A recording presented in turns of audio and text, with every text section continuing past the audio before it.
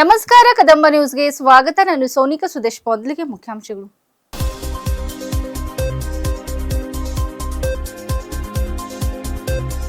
ವಿದ್ಯಾರ್ಥಿಗಳು ಉತ್ತಮ ನಾಗರಿಕರಾಗಿ ಬೆಳೆಯಲು ಸಂಸ್ಕಾರ ಅಗತ್ಯ. ಡಾಕ್ಟರ್ ಹಗೆನಿಂಗೇಶ್ವರ ತಿಮ್ಮಯ್ಯಾಚಾರ್ಯರು.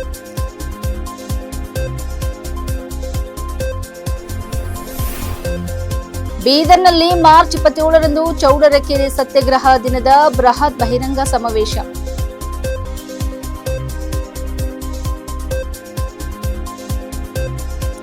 ಕನ್ನಡ ಶಾಲೆಗಳಿಗೆ ಅನುದಾನ ನೀಡದ ಸರ್ಕಾರದ ವಿರುದ್ಧ ಆಕ್ರೋಶ. ಮಾರ್ಚ್ 12ರಂದು ರಾಜ್ಯಮಟ್ಟದ ಬಂದ್ಗೆ ಕರೆ.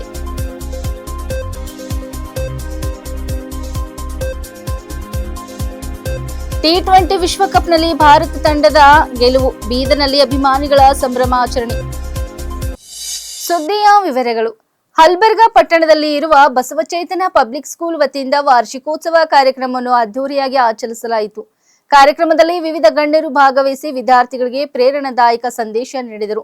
ಕಾರ್ಯಕ್ರಮದಲ್ಲಿ ಮಾತನಾಡಿದ ಮುಖ್ಯ ಅತಿಥಿ ಡಾಕ್ಟರ್ ಹಗೆನಿಂಗೇಶ್ವರ ತಿಮ್ಮಯ್ಯಾಚಾರ್ಯರು ಅವರು, ಕೆಲವರು ದುಡ್ಡು ಗಳಿಸಲು ಶಿಕ್ಷಣ ಕ್ಷೇತ್ರಕ್ಕೆ ಬರುತ್ತಾರೆ. ಆದರೆ ಕೆಲವು ಶಿಕ್ಷಣ ಸಂಸ್ಥೆಗಳು ಮಕ್ಕಳಿಗೆ ಉತ್ತಮ ಶಿಕ್ಷಣ ನೀಡುವುದರ ಜೊತೆಗೆ ಉತ್ತಮ ಸಂಸ್ಕಾರ ನೀಡುವಲ್ಲಿ ಹೆಚ್ಚಿನ ಆಸಕ್ತಿ ತೋರಿಸುತ್ತವೆ ಎಂದು ಹೇಳಿದರು.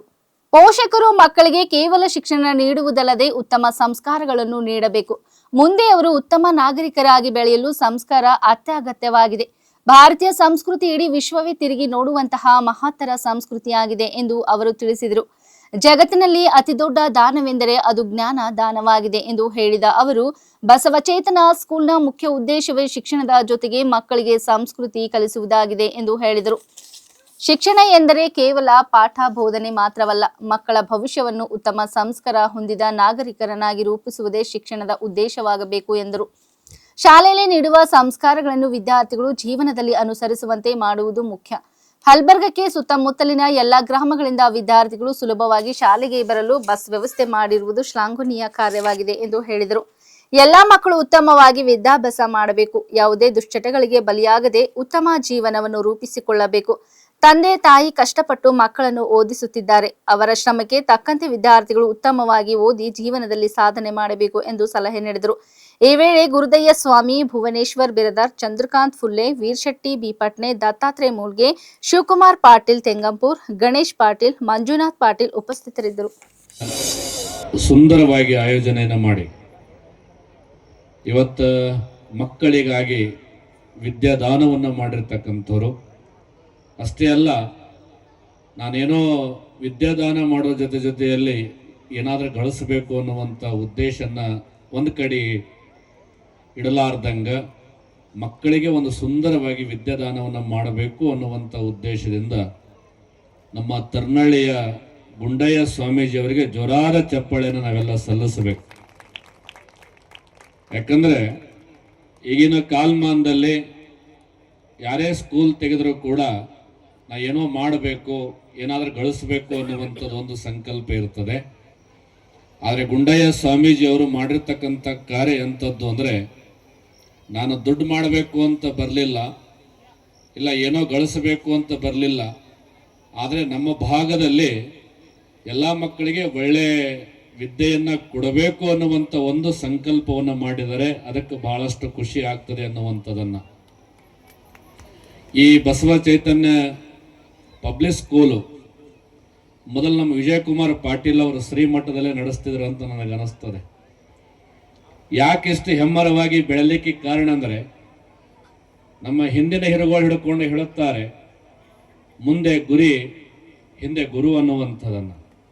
ನಮ್ಮ ವಿಜಯಕುಮಾರ್ ಪಾಟೀಲ್ ಅವರು ಮೊಟ್ಟ ಮೊದಲು ಈ ಸ್ಕೂಲನ್ನು ರಾಚೋಟೇಶ್ವರ ಮಠದಲ್ಲೇ ಪ್ರಾರಂಭ ಮಾಡಿದ್ರಲ್ಲಿಂದ ಇಷ್ಟು ಹೆಮ್ಮರವಾಗಿ ಬೆಳಲಿಕ್ಕೆ ಸಾಧ್ಯದ. ರಾಚೋಟೇಶ್ವರ ಆಶೀರ್ವಾದ ಈ ಸ್ಕೂಲ್ ಹಿಂದೆ ಇದೆ ಎನ್ನುವಂಥದ್ದನ್ನು ನನಗೆ ಅನಿಸ್ತದೆ. ಬಂಧುಗಳೇ, ಇವತ್ತೆಲ್ಲ ನಾವು ಮಕ್ಕಳಿಗೆ ಸ್ಕೂಲಿಗೆ ಕಳಿಸಬೇಕು, ವಿದ್ಯೆಯನ್ನು ಕಲಿಸಬೇಕು ಅನ್ನುವಂಥದ್ದು ನಮ್ಮೆಲ್ಲರಲ್ಲಿ ಸಂಕಲ್ಪ ಇದೆ, ಇಲ್ಲಂತಲ್ಲ. ಆದರೆ ಅದರ ಜೊತೆಯಲ್ಲೇ ಎಲ್ಲ ತಂದೆ ತಾಯಿಗಳಿಗೆ ಒಂದು ವಿನಂತಿ ನಾನು ಏನು ಮಾಡ್ತೇನೆ ಅಂದರೆ, ಸಂಸ್ಕಾರ ಅನ್ನುವಂಥದ್ದು ಮಕ್ಕಳಿಗೆ ಭಾಳ ಅವಶ್ಯಕತೆ ಇದೆ. ಮಕ್ಕಳಿಗೆ ಬರೀ ವಿದ್ಯೆಯನ್ನು ಕೊಟ್ಟಿದ್ರೆ ನಡೆಯಂಗಿಲ್ಲ. ಮಕ್ಕಳಿಗೆ ಏನಾದರೂ ದೊಡ್ಡ ಆಫೀಸರ್ ಮಾಡೋದು, ಇಲ್ಲ ಇಂಜಿನಿಯರ್ ಮಾಡಿಸೋದು, ಡಾಕ್ಟರ್ ಮಾಡಿಸೋದು, ಅದನ್ನು ಒಂದು ಕಡೆ ಇಟ್ಕೊಂಡು ಅದರ ಜೊತೆಯಲ್ಲಿ ಮಕ್ಕಳಿಗೆ ಒಳ್ಳೆಯ ಸಂಸ್ಕಾರವನ್ನು ಕೊಟ್ಟಾಗ ಮಾತ್ರ ಆ ಮಕ್ಕಳು ಒಳ್ಳೆ ನಾಗರಿಕರಾಗಿ ಒಳ್ಳೆ ವಿದ್ಯಾವಂತರಾಗಿ ಬಾಳಲಿಕ್ಕೆ ಸಾಧ್ಯ ಇದೆ. ನಮ್ಮ ಭಾರತ ದೇಶದಲ್ಲಿ ಎದಕ್ಕೆ ಮಹತ್ವ ಇದೆ ಅಂದರೆ ಸಂಸ್ಕಾರಕ್ಕಿದೆ. ಇಡೀ ನಮ್ಮ ದೇಶದ ಕಡೆ ಎಲ್ಲರೂ ಕೈ ಮುಗಿದು ಯಾಕೆ ನೋಡ್ತಾರೆ ಅಂದರೆ ಇಲ್ಲಿ ಸಿಗುವಂಥ ಒಂದು ಸಂಸ್ಕಾರ, ಇಲ್ಲಿ ಸಿಗುವಂಥ ಒಂದು ನಿಮ್ಮ ವಿಶ್ವಾಸ, ಪ್ರೀತಿ, ಬಾಂಧವ್ಯನ್ನ ಈ ಜಗತ್ತಿನಲ್ಲಿ ಎಲ್ಲಿ ಕೂಡ ಸಿಗಲಿಕ್ಕೆ ಸಾಧ್ಯ ಇಲ್ಲ. ಎಲ್ಲಾದರೂ ಒಳ್ಳೆಯ ಸಂಸ್ಕಾರ, ಒಳ್ಳೆಯ ಪ್ರೀತಿ, ವಿಶ್ವಾಸದಿಂದ ಬದುಕ್ತಾ ಇದ್ದಾರೆ ಆ ದೇಶ ಯಾವುದಾದ್ರೂ ಇದ್ರೆ ಅದು ಕೇವಲ ನಮ್ಮ ಭಾರತ ದೇಶ ಅನ್ನುವಂಥದ್ದನ್ನು ನಾವೆಲ್ಲ ತಿಳ್ಕೊಳ್ಬೇಕು. ಪ್ರತಿಭೆಯನ್ನು ಗುರುತಿಸುವಂತ ಈ ಕಾರ್ಯಕ್ರಮವೇ ವಾರ್ಷಿಕೋತ್ಸವ ಕಾರ್ಯಕ್ರಮ. ಆ ಕಾರ್ಯಕ್ರಮ ನೀವೆಲ್ಲರೂ ನೋಡಬೇಕಾಗಿದೆ. ಕೇವಲ 2 ಮಾತಿನಲ್ಲಿ ನಾವು ಮುಗಿಸ್ತೀನಿ. ಈ ಶಿಕ್ಷಣ ಕೇವಲ ಪಾಠವನ್ನು ಬೋಧನೆ ಮಾಡುವಂತ ಜಾಗ ಅಷ್ಟೇ ಅಲ್ಲ. ಮಕ್ಕಳ ಭಾವಿ ಭವಿಷ್ಯ, ಉತ್ತಮ ಸಂಸ್ಕಾರ, ಒಳ್ಳೆಯ ನಾಗರಿಕರನ್ನಾಗಿ ರೂಪಿಸುವುದೇ ಈ ಶಿಕ್ಷಣ ವ್ಯವಸ್ಥೆ. ಎಲ್ಲ ಮಕ್ಕಳ ಭವಿಷ್ಯದ ಉತ್ತರ ಬುನಾದಿಯನ್ನು ನಿರ್ಮಾಣ ಮಾಡ್ತಕ್ಕಂಥ ಶಿಕ್ಷಕರು ಇಲ್ಲಿದ್ದಾರೆ. ನಿಜವಾಗಲೂ ಆ ಮಕ್ಕಳ ಹತ್ರ ನೀವು ಏನು ಮಾಡಬೇಕಪ್ಪ ಅಂದ್ರೆ ಸಂಸ್ಕಾರ ಏನು ಶಾಲೆಯಲ್ಲಿ ಕೊಡ್ತಾರ ಆ ಸಂಸ್ಕಾರಕ್ಕೆ ನೀವು ಪ್ರೋತ್ಸಾಹ ಕೊಡಬೇಕು. ಮಕ್ಕಳಲ್ಲಿ ಗೌರವಿಸುವಂಥ ಭಾವನೆ ನೀವು ಕಲಿಸ್ಬೇಕು. ಯಾವುದೇ ಮಗು ಇರಲಿ, ಯಾವುದೇ ಟೀಚರಿಗೆ ಒಂದು ವೇಳೆ ಏಕವಚನದಲ್ಲಿ ಮಾತಾಡ್ತಾ ಇದ್ದೀರಿ ಅಂದ್ರೆ ಆ ಮಗುವಿಗೆ ಆ ಶಿಕ್ಷಣ ಹತ್ತುವುದಿಲ್ಲ. ಸರಿಯಾಗಿ ನೆನ್ಪಿಟ್ಕೋರಿ ನೀವು. ಆ ಮಗು ತಂದೆ ತಾಯಿಗೂ ಗೌರವ ಕೊಡಬೇಕು, ಶಿಕ್ಷಕರಿಗೆ ಗೌರವ ಕೊಡಬೇಕು. ಅಂತ ಮಕ್ಕಳನ್ನು ನಿರ್ಮಾಣ ಮಾಡುವಂಥ ಕೆಲಸ ಈ ಶಿಕ್ಷಣ ಸಂಸ್ಥೆ ಆಗ್ತದೆ. ಅದಕ್ಕೆ ಈ 2009ರಿಂದ ನಮ್ಮ ಬಸವಚೇತನ ಶಾಲೆಯನ್ನು ನಾವು ಪ್ರಾರಂಭ ಮಾಡಿದ್ದೇವೆ. ಇವತ್ತಿಗೆ 17 ವರ್ಷ ಇವತ್ತು ಕಾಲಿಡ್ತಾ ಇದೆ. ಈ ಎಲಿಮರಿ ಕೈಯಂತೆ ಸೇವೆ ಸಲ್ಲಿಸ್ತಾ ಇದೆ. ನಮ್ಮ ಗುಂಡೇ ಸ್ವಾಮಿಗಳು ಇವತ್ತು ಹಲವರ್ಗ ಸರ್ಕಲ್ನಲ್ಲಿ ಬರ್ತಕ್ಕಂಥ ಎಲ್ಲಾ ಗ್ರಾಮಗಳಿಗೆ ಬಸ್ಸಿನ ವ್ಯವಸ್ಥೆ ಮಾಡಿ ಉತ್ತಮ ಶಿಕ್ಷಣ ಕೊಡ್ತಾ ಇದ್ದಾರೆ. ಅದೇ ರೀತಿಯಾಗಿ ಪೂಜ್ಯ ಅಪ್ಪಾಜಿಯವರಿಗೆ ಅನಂತ ಭಕ್ತಿ ಪ್ರಣಾಮ ಸಲ್ಲಿಸಿ ನಾನು 2 ಮಾತುಗಳನ್ನು ಮುಗಿಸುತ್ತೇನೆ. ಬೀದರ್ ನಗರದಲ್ಲಿ ಆಲ್ ಇಂಡಿಯಾ ಪ್ಯಾಂಥರ್ ಸೇನಾ ವತಿಯಿಂದ ಚೌಡರ ಕೆರೆ ಸತ್ಯಾಗ್ರಹ ದಿನದ ಅಂಗವಾಗಿ ಬೃಹತ್ ಬಹಿರಂಗ ಸಮಾವೇಶವನ್ನು ಮಾರ್ಚ್ 27ರಂದು ಸಂಜೆ 5 ಗಂಟೆಗೆ ಅಂಬೇಡ್ಕರ್ ವೃತ್ತದಲ್ಲಿ ಆಯೋಜಿಸಲಾಗಿದೆ ಎಂದು ದೇವೇಂದರ್ ಸೋನಿ ಅವರು ಪತ್ರಿಕಾಗೋಷ್ಠಿಯಲ್ಲಿ ತಿಳಿಸಿದರು. ಈ ಸಮಾವೇಶಕ್ಕೆ ಮುಖ್ಯ ಅತಿಥಿಯಾಗಿ ದೀಪಕ್ ಕೇದಾರ್ ಆಗಮಿಸಲಿದ್ದು, ಮುಖ್ಯ ಭಾಷಣಕಾರರಾಗಿ ಶ್ರೀ ಸಿದ್ದಬಸವ ದೇವರು ಭಾಗವಹಿಸಲಿದ್ದಾರೆ. ಜಿಲ್ಲೆಯ ಎಲ್ಲಾ ಶಾಸಕರು ಕೂಡ ಕಾರ್ಯಕ್ರಮದಲ್ಲಿ ಪಾಲ್ಗೊಳ್ಳಲಿದ್ದಾರೆ ಎಂದು ಅವರು ಹೇಳಿದರು. ಜಿಲ್ಲೆಯ ಸಾರ್ವಜನಿಕರು ಹೆಚ್ಚಿನ ಸಂಖ್ಯೆಯಲ್ಲಿ ಭಾಗವಹಿಸಿ ಕಾರ್ಯಕ್ರಮವನ್ನು ಯಶಸ್ವಿಗೊಳಿಸಬೇಕು ಎಂದು ದೇವೇಂದ್ರ ಸೋನಿ ಮನವಿ ಮಾಡಿದರು. ಈ ವೇಳೆ ಮಾತನಾಡಿದ ಭರತ್ ಕಾಂಬ್ಳೆ ಅವರು, ಮಹಾರಾಷ್ಟ್ರದ ಭಾಷಣಕಾರ್ತಿ ಸುಷ್ಮಿತಾ ಅವರು ಕೂಡ ಕಾರ್ಯಕ್ರಮಕ್ಕೆ ಆಗಮಿಸಲಿದ್ದಾರೆ ಎಂದು ಹೇಳಿದರು. ಎಸ್ಸಿ ಮಹಾದೇವಪ್ಪ ಹಾಗೂ ಸತೀಶ್ ಜಾರಕಿಹೊಳಿ ಅವರಲ್ಲಿ ಯಾರಾದರೂ ಒಬ್ಬರು ಕಾರ್ಯಕ್ರಮಕ್ಕೆ ಬರಲಿದ್ದಾರೆ. ಸಾಹಿತಿಗಳು, ಚಿಂತಕರು ಸೇರಿದಂತೆ ಹಲವರು ಸಮಾವೇಶದಲ್ಲಿ ಭಾಗವಹಿಸಲಿದ್ದಾರೆ. ಕಲಬುರಗಿಯ ಹೋರಾಟಗಾರ್ತಿ ಕೆ ನೀಲಾ ಅವರು ಕೂಡ ಆಗಮಿಸಲಿದ್ದಾರೆ ಎಂದು ತಿಳಿಸಿದರು. ಚೌಡರ ಕೆರೆ ಸತ್ಯಾಗ್ರಹಕ್ಕೆ 99 ವರ್ಷಗಳು ಪೂರ್ಣಗೊಂಡಿವೆ. ದಲಿತರಿಗೆ ಕುಡಿಯುವ ನೀರಿಗಾಗಿ ತೀವ್ರ ಕಷ್ಟ ಎದುರಾಗುತ್ತಿದ್ದ ಸಂದರ್ಭದಲ್ಲಿ ಡಾಕ್ಟರ್ BR ಅಂಬೇಡ್ಕರ್ ಅವರು ಈ ಸತ್ಯಾಗ್ರಹ ನಡೆಸಿ ಅವರಿಗೆ ಕುಡಿಯುವ ನೀರಿನ ಹಕ್ಕು ದೊರಕುವಂತೆ ಹೋರಾಟ ನಡೆಸಿದರು. ಸಮಾಜದಲ್ಲಿ ಎಲ್ಲರಿಗೂ ಸಮಾನ ಹಕ್ಕು ಇರಬೇಕು ಎಂಬ ಸಂದೇಶ ನೀಡುವ ಉದ್ದೇಶದಿಂದ ಬಾಬಾ ಸಾಹೇಬ್ ಅಂಬೇಡ್ಕರ್ ಅವರು ಈ ಸತ್ಯಾಗ್ರಹ ನಡೆಸಿದರು ಎಂದು ಅವರು ಹೇಳಿದರು.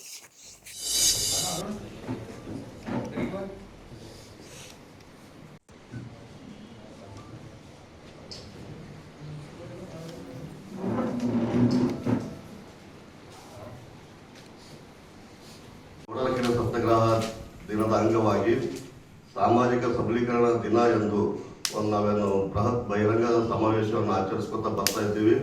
ಈ ವರ್ಷವೂ ಅದೇ ರೀತಿ ಎಂಬುದು ಅಲ್ಲಿ ಅಂಬೇಡ್ಕರ್ ಸರ್ಕಲ್ನಲ್ಲಿ ಮಾರ್ಚ್ 27 ಸಾಯಂಕಾಲ 5 ಗಂಟೆಗೆ ಅಂಬೇಡ್ಕರ್ ಸರ್ಕಲ್ ಹತ್ತಿರ ಒಂದು ಬೃಹತ್ ಬಹಿರಂಗ ಸಭೆಯನ್ನು ನಾವು ಇಟ್ಕೊಂಡಿದ್ದೇವೆ. ಅದಕ್ಕೆ ಮುಖ್ಯ ಒಂದು ಅತಿಥಿಗಳಾಗಿ ದೀಪಕ್ ಕೇದಾರ್, ರಾಷ್ಟ್ರೀಯ ಅಧ್ಯಕ್ಷರು ಆಲ್ ಇಂಡಿಯಾ ಪ್ಯಾಂಥರ್ ಸೇನಾ ಅವರು ಬರ್ತಾ ಇದ್ದಾರೆ. ಮತ್ತು ಮುಖ್ಯ ಭಾಷಣಕಾರರಾಗಿ ಶ್ರೀ ಸಿದ್ದಬಸವ ದೇವರು ಉತ್ತರಾಧಿಕಾರಿಗಳು ಶ್ರೀ ಜಗದ್ಗುರು ಶೂನ್ಯ ಸಂಪಾದನಾ ಹುಣಸಿಕೊಳ್ಳ ಮಠ ಜಮಖನ್ಮಡಿಯ ಗುರುಗಳು ಅವರು ಬರ್ತಾ ಇದ್ದಾರೆ. ಮತ್ತು ಜಿಲ್ಲೆಯ ಎಲ್ಲ ಶಾಸಕರು ಮತ್ತು ಹಾಲಿ ಶಾಸಕರು, ಮಾಜಿ ಶಾಸಕರುಗಳು ಮತ್ತು ಜಿಲ್ಲಾ ಉಸ್ತುವಾರಿ ಸಚಿವರಾದ ಈಶ್ವರ್ ಖಂಡ್ರೆ ಅವರು ಮತ್ತು ಪೌರಾಡಳಿತ ಸಚಿವರಾದ ಶ್ರೀ ರಹೀಂ ಖಾನ್ ಅವರು ಮತ್ತೆಲ್ಲ ಹಿರಿಯ ಸಾಹಿತಿಗಳು, ಎಲ್ಲ ಚಿಂತಕರು, ಒಳ್ಳೆಯ ವಿಚಾರವಂತರು ಎಲ್ಲರೂ ಬರ್ತಾ ಇದ್ದಾರೆ. ಅದಕ್ಕಾಗಿ ನಾನು ಜಿಲ್ಲೆಯ ಎಲ್ಲ ಜನರಲ್ಲಿ ಮನವಿ ಮಾಡಿಕೊಳ್ಳುವುದೇನೆಂದರೆ, ಈ ಒಂದು ಕಾರ್ಯಕ್ರಮಕ್ಕೆ ಬಂದು ತಾವೆಲ್ಲರೂ ಕಾರ್ಯಕ್ರಮವನ್ನು ಯಶಸ್ವಿಗೊಳಿಸಿ ಇದರ ಒಂದು ಉದ್ದೇಶ ಏನಿದೆ ಅಂತ ತಿಳ್ಕೊಳ್ಳೋಕೆ ನೀವೆಲ್ಲ ಬರ್ಬೇಕಂತ ಹೇಳಿ ನಾನು ಕಳಕಳಿಯ ಮನವಿ ಮಾಡ್ತೀನಿ. ಮತ್ತು ಈ ಮುಖಾಂತರ ನಾವೆಂಬುದೇನು ಬಹುದರ್ಶನ ಒಂದು ಸಂದೇಶ ಸಮಾಜ ಕೊಟ್ಟಿದ್ದೇವೆ. ಯಾಕಂದ್ರೆ ಯಾವಾಗ ನಮ್ಮ ದಲಿತರ ಮೇಲೆ ಕುಡಿಯೋ ನೀರಿನ ಹಕ್ಕಿ ಇದ್ದಿಲ್ಲ, ಅವಾಗ ಬಾಬಾ ಸಾಹೇಬ್ ಅಂಬೇಡ್ಕರ್ ಅವರು ಒಂದು ಬೃಹತ್ ಹೋರಾಟ ಮಾಡಿ, ಬೃಹತ್ ಸತ್ಯಾಗ್ರಹ ಮಾಡಿ ನಮಗೆಲ್ಲ ದಲಿತರಿಗೆ, ಹಿಂದುಳಿದವರಿಗೆ, ಬಡವ ಜನರಿಗೆ ಕುಡಿಯುವ ನೀರಿನ ಹಾಕಿಸ್ಕೊಟ್ರು. ಅದರ ಅಂಗವಾಗಿ ನಾವು ಇದು ಚೌಡಾರಕೆರೆ ಸತ್ಯಾಗ್ರಹ ದಿನವನ್ನು ಸಾಮಾಜಿಕ ಸಬಲೀಕರಣ ದಿನ ಎಂದು ನಾವು ಆಚರಣೆ ಮಾಡ್ತಾ ಇದ್ದೇವೆ. ಅದಕ್ಕಾಗಿ ಎಲ್ಲರೂ ಬಂದು ಇದಕ್ಕೆ ಸಹಕಾರ ಮಾಡಬೇಕಂತ ಕೋರುತ್ತಾ 2 ಮಾತು ಮುಗಿಸ್ತೀನಿ. ಧನ್ಯವಾದ. ಪತ್ರಿಕೆ ಭವನದಲ್ಲಿ ಆಲ್ ಇಂಡಿಯಾ ಪ್ಯಾಂಥರ್ ಸೇನಾ ಜಿಲ್ಲಾ ಘಟಕ ವತಿಯಿಂದ ಪ್ರತಿ ವರ್ಷದಂತೆ ಈ ವರ್ಷವೂ ಕೂಡ ಚೌಡಾರಕೆರೆ ಸತ್ಯಾಗ್ರಹದ ದಿನದ ಅಂಗವಾಗಿ ಸಾಮಾಜಿಕ ಸಬಲೀಕರಣ ದಿನದಂದು ಬೃಹತ್ ಬಹಿರಂಗ ಸಮಾವೇಶವನ್ನು ಹಮ್ಮಿಕೊಂಡಿದ್ವಿ. ದಿನಾಂಕ 27/3/2026 ಸಾಯಂಕಾಲ 5 ಗಂಟೆ ಡಾಕ್ಟರ್ ಬಾಬಾ ಸಾಹೇಬ್ ಅಂಬೇಡ್ಕರ್ ವೃತ್ತದ ಹತ್ತಿರ ಕಾರ್ಯಕ್ರಮವನ್ನು ಆಯೋಜನೆ ಮಾಡಿದ್ದೀವಿ. ಈ ಕಾರ್ಯಕ್ರಮದಲ್ಲಿ ರಾಷ್ಟ್ರೀಯ ಅಧ್ಯಕ್ಷರಾದಂತಹ ದೀಪಕ್ ಕೇದಾರ್ ಅವರು ಮತ್ತೆ ಈ ನಮ್ಮ ಬುದ್ಧ ಬಸವ ಅಂಬೇಡ್ಕರ್ ಅವರ ತತ್ವ ಸಿದ್ಧಾಂತಗಳ ಮೇಲೆ ಮಾತನಾಡಲಿಕ್ಕೆ ಸಿದ್ದಬಸವದೇವರು ಯಮಕನಮಡಿ, ಬೆಳಗಾವಿ ಜಿಲ್ಲೆ ಯಮಕನಮಡಿ ಸಿದ್ದಬಸವದೇವರ ಗುರುಗಳು ಅವರು, ಮಠಾಧೀಶರ ಅವರು ಕೂಡ ಈ ಕಾರ್ಯಕ್ರಮ ಬರ್ತಾ ಇದ್ದಾರೆ. ಮತ್ತೆ ಉಳಿದಂತ ನಾವು ಮಹಾರಾಷ್ಟ್ರದಿಂದ ಸುಷ್ಮತಾ ಎಂದರೆ ಅಂತೆ ಅವರು ಒಂದು ಬಹಳ ಮಹಾರಾಷ್ಟ್ರದ ಬಹಳ ಸ್ಟ್ರಾಂಗ್ ಆಗಿ ಒಂದು ಸ್ಪೋಕ್ ಪರ್ಸನ್ ಅದರ, ಒಳ್ಳೆ ಸ್ಪೀಚ್ ಕೊಡ್ತಾರ. ಸಾಮಾಜಿಕವಾಗಿ ಅವ್ರದ್ದು ಕಾರ್ಯಗಳು, ಚಟುವಟಿಕೆಗಳು ಬಹಳಷ್ಟು ಅದಾವ. ಅವರಿಗೂ ಕೂಡ ಪ್ರಯತ್ನ ಮಾಡಿದ್ದು, ಅವರು ಬರಲಿದ್ದಾರೆ. ಮತ್ತೇನಂದ್ರೆ ಇವತ್ತು ನಮ್ಮ SC ಮಹದೇವಪ್ಪ ಅವರು ಹಾಗೂ ಸತೀಶ್ ಜಾರಕಿಹೊಳಿ ಅವರು, ಅವರಿಬ್ರು ಕೂಡ ಈ ಕಾರ್ಯಕ್ರಮಕ್ಕೆ ಇಬ್ಬರಲ್ಲಿ ಯಾರಾದರೂ ಒಬ್ರು ಕರ್ಸುವಂತ ಪ್ರಯತ್ನ ಮಾಡ್ತಾ ಇದ್ದೀವಿ. ಅವರು ಕೂಡ ಈ ಕಾರ್ಯಕ್ರಮಕ್ಕೆ ಬರಲಿದ್ದಾರೆ.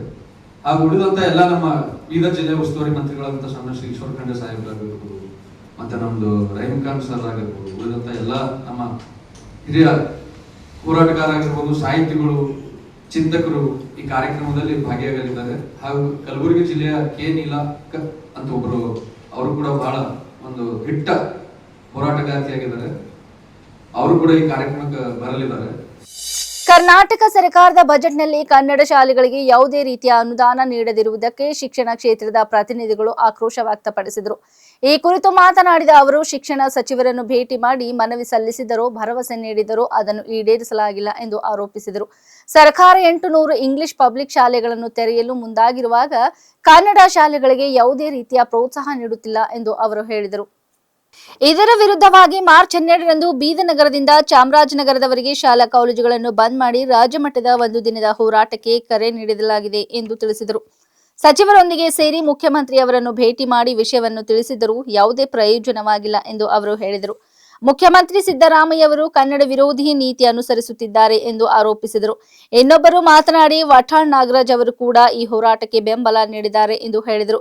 ಶಿಕ್ಷಣ ವ್ಯವಸ್ಥೆಯಲ್ಲಿ ಹಲವು ಬದಲಾವಣೆಗಳ ಅಗತ್ಯವಿದ್ದರೂ ಸರ್ಕಾರ ಅದಕ್ಕಾಗಿ ಯಾವುದೇ ಕ್ರಮ ಕೈಗೊಳ್ಳುತ್ತಿಲ್ಲ. ಮಕ್ಕಳ ಭವಿಷ್ಯವನ್ನು ಗಮನದಲ್ಲಿಟ್ಟು ಶಿಕ್ಷಣ ಸಂಸ್ಥೆಗಳು ಸ್ವತಃ ಮುಂದಾಗಿ ಪ್ರಯತ್ನಿಸುತ್ತಿವೆ. ಆದರೆ ಸರ್ಕಾರವೇ ಕನ್ನಡ ಶಾಲೆಗಳನ್ನು ಉಳಿಸಲು ಗಂಭೀರ ಪ್ರಯತ್ನ ಮಾಡುತ್ತಿಲ್ಲ ಎಂದು ಆಕ್ರೋಶ ವ್ಯಕ್ತಪಡಿಸಿದರು. ಬಹಳ ದುಃಖ ಮತ್ತು ದುರ್ದೈವದ ಸಂಗತಿ ಅಂತಂದರೆ, ಯಾವ ಕರ್ನಾಟಕ ಸರ್ಕಾರದಲ್ಲಿ, ಕರ್ನಾಟಕ ನಾಡುನುಡಿಯಲ್ಲಿ ಏನು ಸರ್ಕಾರ ಇದೆ, ಕನ್ನಡ ಬೆಳೆಸ್ತಕ್ಕಂಥ, ಕನ್ನಡ ಉಳಿಸ್ತಕ್ಕಂಥ, ಕನ್ನಡ ಶಾಲೆಗಳನ್ನು ಬೆಳೆಸ್ತಕ್ಕಂಥ ಯಾವುದೇ ಒಂದು ಯೋಜನೆ ಇರಲಾರ್ದಂಥ ಬಜೆಟ್ ಆಗಿದೆ. ನಾವು ಕಳೆದ 7-8 ವರ್ಷದಿಂದ ನಮ್ಮ ಖಾಸಗಿ ಶಿಕ್ಷಣ ಸಂಸ್ಥೆಗಳಿಗೆ, ಶಾಲಾ ಕಾಲೇಜುಗಳಿಗೆ ಅನುದಾನ ಸಿಗಬೇಕು. 1995ರಿಂದ 30 ವರ್ಷದಿಂದ ನಾವು ಗ್ರಾಮೀಣ ಪ್ರದೇಶದಲ್ಲಿ, ಬೇರೆ ಪ್ರದೇಶದಲ್ಲಿ ನಮ್ಮ ಕನ್ನಡ ನಾಡುನುಡಿಯ ಕನ್ನಡ ಶಾಲೆಗಳನ್ನು ಉಳಿಸಿಕೊಂಡು ಬೆಳೆಸ್ಕೊಂಡು ಬರ್ತಾ ಇದ್ದೀವಿ. ದಯವಿಟ್ಟು ನೀವು ಅನುದಾನ ಕೊಡಬೇಕಂತ ಇತ್ತೀಚೆಗೆ ಒಂದು 7-8 ತಿಂಗಳಂತೂ ಬಹಳಷ್ಟು ಶಿಕ್ಷಣ ಸಚಿವರಿಗೆ ಒಂದು 7-8 ಸಲ ಭೇಟಿಯಾಗಿದ್ದೀವಿ. ಎಲ್ಲ ಸುಮಾರು 20 ಸಚಿವರನ್ನು ಏನಪ್ಪಾ ಅಂತ ನಾವು ಭೇಟಿಯಾಗಿ ಮನವಿ ಮಾಡಿಕೊಂಡಿದ್ದೀವಿ. ಹಾಗಾಗಿ ಶಿಕ್ಷಣ ಸಚಿವರು ಪದೇ ಪದೇ ಎಲ್ಲ ಕಾರ್ಯಕ್ರಮಗಳಲ್ಲಿ ಭೇಟಿಯಾದ ಸಂದರ್ಭದಲ್ಲಿ ಖಂಡಿತ ನಾನು ಅನುದಾನ ಕೊಟ್ಟೇ ಕೊಡ್ತೀನಿ. ನಾನು 95ರಿಂದ 2000 ಕನಿಷ್ಠ ನಾನು ನಿಮ್ಗೆ ಅನುದಾನ ಕೊಡಿಸ್ತೀನಿ ಅಂತಕ್ಕಂಥ ಭರವಸೆ ಕೂಡ ಕೊಟ್ಟಿದ್ರು. ಎಷ್ಟು ಮಟ್ಟಿಗೆ ಭವಿಷ್ಯಪ್ಪ ಅಂತಂದ್ರೆ, ನಮ್ಮ ಮೇಲ್ಮನವಿ ಆದರಣೀಯ ವಿಧಾನ ಪರಿಷತ್ ಸದಸ್ಯರಾಗಿರ್ತಕ್ಕಂಥ ನಮೋಶ್ವರ ಕೇಳಿದ ಪ್ರಶ್ನೆಗೆ ಲಿಖಿತ ಏನಪ್ಪ ಉತ್ತರ ಕೊಟ್ಟಿದ್ದಾರೆ ಸದನದಲ್ಲಿ. ನಾನು 2005ರವರೆಗೆ ನಾನು ಅನುದಾನ ಕೊಡಿಸ್ತೀನಿ ಅಂತಕ್ಕಂಥ. ಸೊ ಅದು ಕೂಡ ಭರವಸೆ ಸುಳ್ಳಾಗಿದೆ. ಅಂದ್ರೆ ವಿಧಾನಸಭೆಯಲ್ಲಿ ಆಗ್ತಕ್ಕಂಥ ಪವಿತ್ರವಾದ ಸದನ ಕೂಡ ಹೇಳಿಕೆಯನ್ನು ಕೊಟ್ಟು ಮಾಡ್ತೀನಂತೇಳಿ ಭರವಸೆಯನ್ನು ಕೊಟ್ಟು ಆ ಭರವಸೆಯನ್ನು ಈಡೇರಿಸಿಲ್ಲ. ಇವತ್ತು ಕರ್ನಾಟಕ ಪಬ್ಲಿಕ್ ಶಾಲೆಯಾಗಿ ಸುಮಾರು 800 ಪಬ್ಲಿಕ್ ಶಾಲೆ ತೆಗಿತಾ ಇದ್ದಾರೆ, ಇಂಗ್ಲಿಷ್ ಮಾಧ್ಯಮ ಶಾಲೆ ಗ್ರಾಮ ಪಂಚಾಯತಿಗೊಂದು. ಅದಕ್ಕೆ 3,900 ಕೋಟಿ ಏನಪ್ಪಾ ಅಂದ್ರೆ ಆದರಣೀಯ ಮುಖ್ಯಮಂತ್ರಿಗಳು ಕಾಯ್ದಿರಿಸಿದ್ದಾರೆ.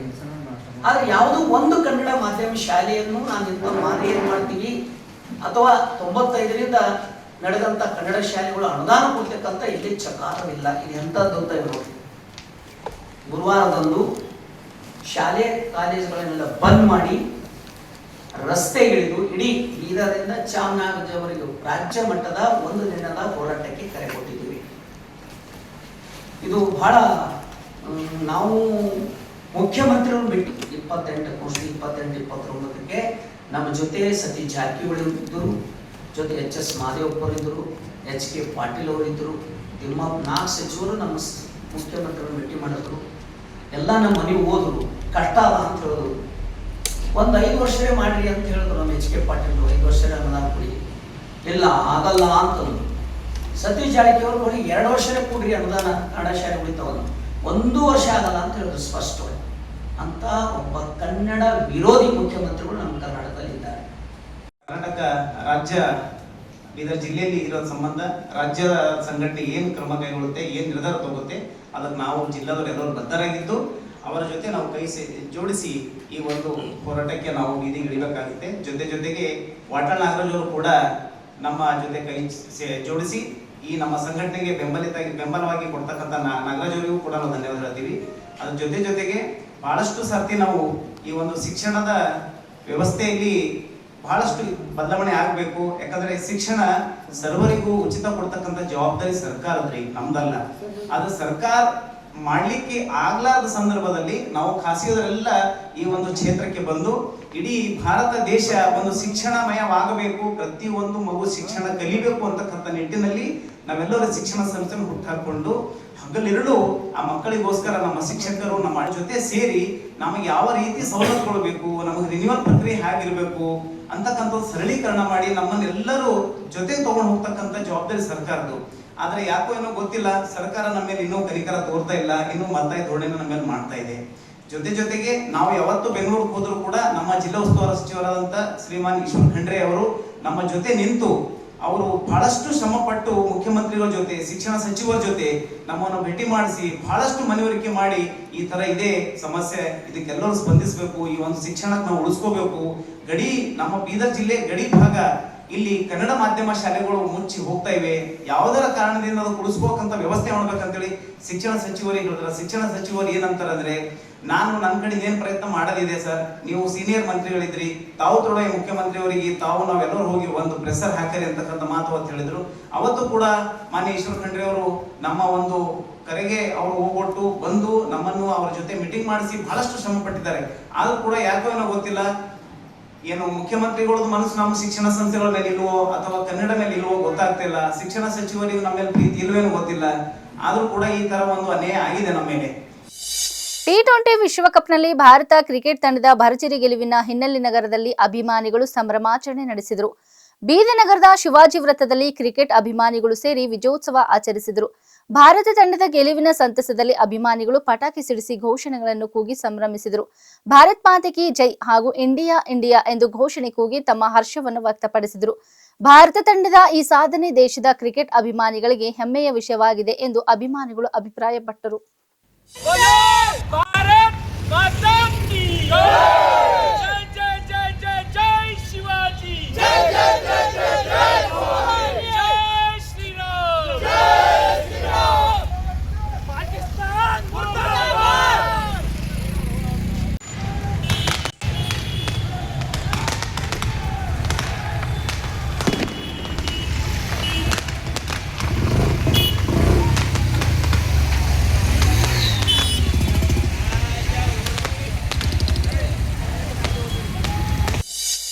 ಒಂದಾನೊಂದು ಕಾಲದಲ್ಲಿ ತಂಪಾದ ಹವಾಮಾನದಿಂದ ಏರ್ ಕಂಡೀಷನ್ ಸಿಟಿ ಎಂದು ಪ್ರಸಿದ್ಧಿಯಾಗಿದ್ದ ಬೆಂಗಳೂರು ಈಗ ಕ್ರಮೇಣ ಬಿಸಿಲು ನಗರವಾಗಿ ಪರಿವರ್ತನೆಗೊಳ್ಳುತ್ತಿದೆ. ಕಳೆದ ಕೆಲವು ದಿನಗಳಿಂದ ನಗರದಲ್ಲಿ ತಾಪಮಾನ ಏರಿಕೆಯಾಗುತ್ತಿದ್ದು ಬಿಸಿಲ ಧಗೆಗೆ ಜನರು ಹೈರಾಣಾಗಿದ್ದಾರೆ. ಭಾರತೀಯ ಹವಾಮಾನ ಇಲಾಖೆ ಮಾಹಿತಿ ಪ್ರಕಾರ ಬೆಂಗಳೂರಿನಲ್ಲಿ ಗರಿಷ್ಠ ತಾಪಮಾನ 34.3 ಡಿಗ್ರಿ ಸೆಲ್ಸಿಯಸ್ ದಾಖಲಾಗಿದೆ. ಅದೇ ವೇಳೆ ಕೆಂಪೇಗೌಡ ಅಂತಾರಾಷ್ಟ್ರೀಯ ವಿಮಾನ ನಿಲ್ದಾಣ ಪ್ರದೇಶದಲ್ಲಿ 34.5 ಡಿಗ್ರಿ ಸೆಲ್ಸಿಯಸ್ ತಾಪಮಾನ ದಾಖಲಾಗಿದೆ. ಸಾಮಾನ್ಯವಾಗಿ ಈ ಸಮಯದಲ್ಲಿ ಬೆಂಗಳೂರಿನ ಸರಾಸರಿ ತಾಪಮಾನ ಸುಮಾರು 32.5 ಡಿಗ್ರಿ ಸೆಲ್ಸಿಯಸ್ ಆಗಿರುತ್ತದೆ. ಆದರೆ ಈಗ ಅದು 1.5 ರಿಂದ 2 ಡಿಗ್ರಿ ಸೆಲ್ಸಿಯಸ್ ಹೆಚ್ಚಾಗಿದೆ ಎಂದು ಹವಾಮಾನ ಇಲಾಖೆ ತಿಳಿಸಿದೆ. ಕೇವಲ ದಿನದ ತಾಪಮಾನ ಮಾತ್ರವಲ್ಲ, ರಾತ್ರಿ ತಾಪಮಾನವು ಏರಿಕೆಯಾಗುತ್ತಿದೆ. ತಾಪಮಾನ ಏರಿಕೆಗೆ ಕೇವಲ ಋತು ಬದಲಾವಣೆ ಮಾತ್ರ ಕಾರಣವಲ್ಲ. ನಗರದಲ್ಲಿ ಮರಗಳ ಸಂಖ್ಯೆ ಕಡಿಮೆಯಾಗುತ್ತಿರುವುದು, ನೆರಳು ಪ್ರದೇಶಗಳ ಕೊರತೆ ಮತ್ತು ಕೆರೆಗಳ ಸಂಖ್ಯೆ ಇಳಿಕೆಯಾಗುತ್ತಿರುವುದು ಕೂಡ ನಗರ ತಾಪಮಾನ ಹೆಚ್ಚಳಕ್ಕೆ ಕಾರಣವಾಗಿದೆ ಎಂದು ತಜ್ಞರು ಅಭಿಪ್ರಾಯಪಟ್ಟಿದ್ದಾರೆ. ಇಲ್ಲಿವರೆಗೆ ಸುದ್ದಿ ಕೊಟ್ಟಿದ್ದು ನಾನು ಸೋನಿಕಾ ಸುದೇಶ್. ಮುಂದಿನ ಸುದ್ದಿಯೊಂದಿಗೆ ಮತ್ತೆ ಭೇಟಿಯಾಗೋಣ. ವಂದನೆಗಳು.